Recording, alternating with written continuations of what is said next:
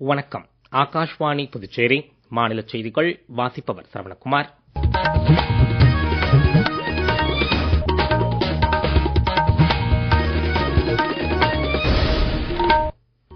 தலைப்புச் செய்திகள். இந்தியாவை சுயசார்பு நாடாக மேம்படுத்தும் வகையில் அரசு கடந்த 10 ஆண்டுகளில் சீர்திருத்தங்களை துரிதப்படுத்தி இருப்பதாக பிரதமர் திரு நரேந்திர மோடி கூறியுள்ளார்.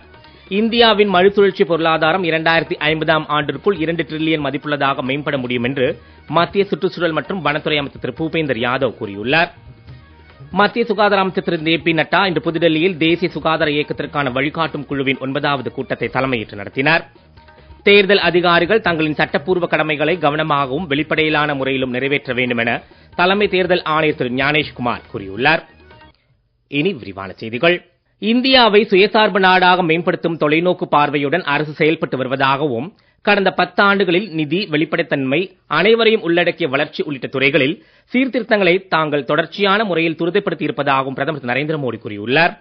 புரட்சிகரமான மாற்றங்கள் மூலம் அனைவரையும் உள்ளடக்கிய வளர்ச்சியை கொண்டு வருவதில் சிறு குறு மற்றும் நடுத்தர தொழில்துறைக்கு முக்கிய பங்கு இருப்பதாகவும் அவர் தெரிவித்துள்ளார். வளர்ச்சிக்கான முக்கிய உந்து சக்தியாக சிறு குறு மற்றும் நடுத்தர தொழில்துறையை பயன்படுத்துவது குறித்தும், உற்பத்தி, ஏற்றுமதி குறித்தும், முதலீடு மற்றும் வர்த்தகம் புரிதலின் எளிமையாக்கம் குறித்தும் இணையதளம் மூலம் இன்று நடைபெற்ற பட்ஜெட்டிற்கு பிந்திய 3 கருத்தரங்குகளில் பிரதமர் உரையாற்றினார். பிரதமரின் உரை குறித்து மேலும் சில விவரங்கள். நிலையான கொள்கைகளும் சாதகமான வர்த்தக சூழலுமே வளர்ச்சிக்கு மிக முக்கியம் என பிரதமர் திரு நரேந்திர மோடி கூறினார். இந்தியாவில் வர்த்தகம் புரிவதை எளிமையாக்கவே ஜன் விஸ்வாஸ் சட்டத்தை அரசு கொண்டு வந்திருப்பதாகவும், வருமான வரி சட்டங்கள் எளிமையாக்கப்பட்டுள்ளதாகவும் அவர் தெரிவித்தார். உற்பத்தி மற்றும் ஏற்றுமதியை அதிகரிக்க பட்ஜெட்டில் முக்கிய திட்டங்கள் அறிவிக்கப்பட்டுள்ளதாக பிரதமர் கூறினார். கொரோனா பெருந்தொற்றின் தாக்கங்களை குறைக்க அரசு மேற்கொண்ட முயற்சிகள் காரணமாகவே வேகமாக வளரும் பொருளாதாரமாக இந்தியா மேம்பட்டுள்ளது. தற்போது இந்தியாவுடனான பொருளாதார உறவுகளை வலுப்படுத்திக் கொள்ள உலக நாடுகள் விரும்புவதாகவும் அவர் தெரிவித்தார். உலக அளவிலான பொருள் விநியோக சங்கிலியில் ஏற்பட்டு வரும் மாற்றங்களை இந்திய தொழில் முனைவோர் சாதகமான வாய்ப்பாக பயன்படுத்திக் கொள்ள வேண்டும் என பிரதமர் கேட்டுக் கொண்டார். உலக அளவில் அதிக வரவேற்புள்ள புதுமையான பொருட்களை தயாரித்து ஏற்றுமதி செய்வதில் தொழில் முனைவோர் முக்கிய கவனம் செலுத்த வேண்டும் என அவர் வலியுறுத்தினார். பல்வேறு துறைகளில் அரசு அமுல்படுத்தி வரும் உற்பத்தியுடன் இணைந்த ஊக்கத்தொகை திட்டத்தினால் உற்பத்தி சுமார் 13 கோடி ரூபாய் அளவிற்கு அதிகரித்து 1,50,000 கோடி ரூபாய் முதலீடுகளும் ஈர்க்கப்பட்டுள்ளதாக பிரதமர் மேலும் கூறினார். சைபர் தாக்குதல், விண்வெளி சார்ந்த தடைகள் மற்றும் கலப்பு வகை போர் தந்திரங்களால் உலக நாடுகளின் பாதுகாப்பிற்கு புதிய சவால் ஏற்பட்டுள்ள நிலையில் உள்நாட்டு பாதுகாப்பிற்கும் புறநிலை பாதுகாப்பிற்கும் இடையிலான வித்தியாசமும் குறைந்து வருவதால் உலக நாடுகளின் பாதுகாப்பு நிலவரங்கள் மேலும் மேலும் சிக்கலாகி வருவதாக பாதுகாப்பு அமைச்சர் திரு ராஜ்நாத் சிங் கூறியுள்ளார்.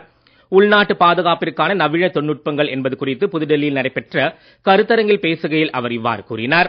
பயங்கரவாதம், இடதுசாரி தீவிரவாதம் போன்ற பிரச்சனைகளாலும் உலகின் குறிப்பிட்ட பகுதிகள் பாதிக்கப்பட்டுள்ளதால் இத்தகைய பகுதிகளுக்கான பிரத்யேக தீர்வுகள் மீது முக்கிய கவனம் செலுத்துதல் அவசியம் என பாதுகாப்பு அமைச்சர் வலியுறுத்தினார். இந்தியாவில் உள்நாட்டு பாதுகாப்பிற்கான பல்வேறு அமைப்புகள் ஒருங்கிணைந்த முறையில் செயல்படுவதை உறுதிப்படுத்த அரசு நடவடிக்கை எடுத்து வருவதாக அவர் தெரிவித்தார். பாதுகாப்பு துறைக்கான புதிய தொழில்நுட்பங்களை பாதுகாப்பு ஆராய்ச்சி மற்றும் அபிவிருத்தி கழக விஞ்ஞானிகள் உருவாக்கி இருப்பதை திரு ராஜ்நாத் சிங் பாராட்டினார். இணை ராணுவ படைகள் மற்றும் இதர பாதுகாப்பு அமைப்புகளை நவீனமாக்குவதிலும் இப்புதிய தொழில்நுட்பங்கள் பேருதவி புரிந்திருப்பதாக அவர் மேலும் குறிப்பிட்டார். புதுடெல்லியில் நடைபெற்ற மகளிர் மக்கள் பிரதிநிதிகளின் தேசிய மாநாட்டில் பெண்களை வலுவான பஞ்சாயத்து தலைவர்களாக மேம்படுத்துவதற்கான சஷக்த் பஞ்சாயத் நேத்ரி இயக்கம் தொடக்கி வைக்கப்பட்டது. மத்திய பஞ்சாயத் ராஜ் அமைச்சர் திரு ராஜீவ் ரஞ்சன் சிங் இந்நிகழ்ச்சியில் பேசுகையில், தற்போது நாட்டில் 14 லட்சம் பெண்கள் பஞ்சாயத்து அமைப்புகளுடன் சம்பந்தப்பட்டுள்ளதாகவும் இவர்களுக்கு தன்னம்பிக்கை ஊட்டும் வகையில் திறன் மேம்பாட்டு பயிற்சி அளிக்க தேவை இருப்பதாகவும் கூறினார். பெண்களின் அதிகார பங்கேற்பை மேம்படுத்தும் வகையில் லாக்பதி தீதி மற்றும் நமோ ட்ரோன் தீதி திட்டங்கள் அரசு ஏற்கனவே செயல்படுத்தி வருவதாகவும் அவர் தெரிவித்தார். மத்திய மகளிர் மற்றும் குழந்தைகள் மேம்பாட்டுத்துறை அமைச்சர் திரு அன்னபூர்ணா தேவி இந்நிகழ்ச்சியில் பேசுகையில், பெண்கள் தலைமையிலான வளர்ச்சி மூலமாகவே சமூகத்திலும் சாதகமான மாற்றங்கள் கொண்டுவர முடியும் என்றார். பெண் மக்கள் பிரதிநிதிகள் தங்கள் சிறப்பான பணிகள் மூலம் கிராமவாசிகள் அனைவரும் உணர்வூக்கமாக திகழ முடியும் என்றும் அவர் கேட்டுக் கொண்டார். சர்வதேச மகளிர் தினத்தை முன்னிட்டு மத்திய பஞ்சாயத் ராஜ் அமைச்சகத்தால் ஏற்பாடு செய்யப்பட்டுள்ள தேசிய மகளிர் மக்கள் பிரதிநிதிகள் மாநாட்டில் நாடெங்கிலும் இருந்து 1200க்கும் மேற்பட்ட பெண் மக்கள் பிரதிநிதிகள் பங்கேற்றனர். நீங்கள் கேட்டுக்கொண்டிருப்பது மாநில செய்திகள். நேயர்கள் ஆகாஷ்வாணி செய்திகளை உடனுக்குடன் தெரிந்து கொள்ள எமது புதுச்சேரி மண்டல செய்தி பிரிவின் சமூக ஊடகங்களான @adnews_புதுவை என்ற எக்ஸ் பக்கத்திலும், all India radio news Puducherry என்ற பேஸ்புக் பக்கத்திலும், @RNU புதுச்சேரி என்ற யூடியூப் சேனலிலும் கேட்கலாம். இந்தியாவின் மறுசுழற்சி பொருளாதாரம் 2050ஆம் ஆண்டிற்குள் 2 டிரில்லியன் மதிப்புள்ளதாக மேம்பட முடியும் என்று, இதனால் 10 மில்லியன் வேலைவாய்ப்புகள் உருவாகும் என்றும் மத்திய சுற்றுச்சூழல் மற்றும் வனத்துறை அமைச்சர் திரு பூபேந்தர் யாதவ் கூறியுள்ளார். இன்று ராஜஸ்தான் மாநிலம் ஜெய்ப்பூரில் ஆசிய பசிபிக் மறுசுழற்சி பொருளாதார பேரவையின் 12வது பிராந்திய மாநாட்டில் பேசுகையில் அவர் இவ்வாறு கூறினார். இந்தியாவின் மறுசுழற்சி பொருளாதார இயக்கத்தில் வீண் விரயங்கள் மற்றும் மாசுபாட்டை குறைக்கவும் இயற்கை ஆதாரங்களை புத்தாக்கம் செய்யவும் முக்கியத்துவம் அளிக்கப்படுவதாக அவர் தெரிவித்தார். மறுசுழற்சி பொருளாதார செயல்பாடுகளை ஊக்குவிக்கும் பணிகளில் முழுமையாக எல்லா துறைகளிலும் ஈடுபடுத்தும் அணுகுமுறையை அரசு கடைபிடித்து வருவதாக அவர் கூறினார். ஆசியா பசிபிக் பிராந்தியத்தை மறுசுழற்சி சமூகமாக மேம்படுத்துவதன் மூலம் கார்பன் சமநிலை மற்றும் நீடித்த வளர்ச்சி இலக்குகளை எட்டுவதில் என்ற கருப்பொருள் அடிப்படையில் இந்த 3 நாள் மாநாட்டிற்கு ஏற்பாடு செய்யப்பட்டுள்ளது.